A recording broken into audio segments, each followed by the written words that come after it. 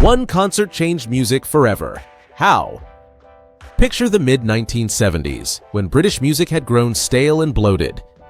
Arena rock bands dominated the charts while the UK faced economic recession and soaring youth unemployment.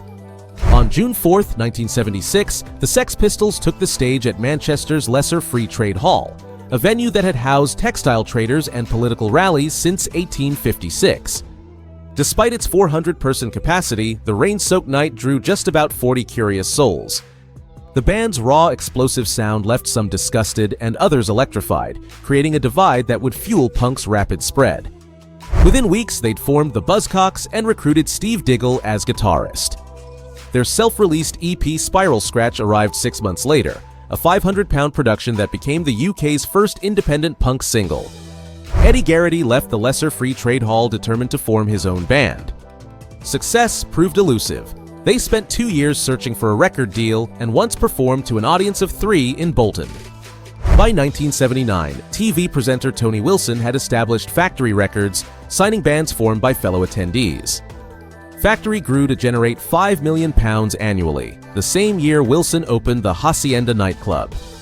Peter Hook and Bernard Sumner walked out of the Lesser Free Trade Hall as changed men. As Joy Division, they released Unknown Pleasures in 1979, an album that would eventually sell over 500,000 copies. Following Ian Curtis's death, they reinvented themselves as New Order. After seeing the Sex Pistols, Marky Smith formed The Fall, recording their debut for about £300.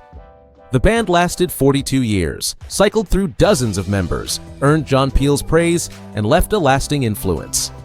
Stephen Patrick Morrissey, just 17, has described the night as transformative.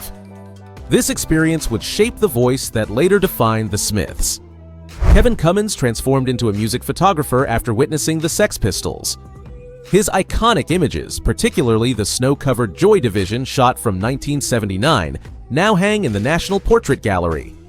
At 19, Paul Morley attended the show and later joined NME, documenting Joy Division and Tony Wilson in books like Nothing and Words and Music, and later noting that its impact still traced back to the Sex Pistols' Lesser Free Trade Hall gig.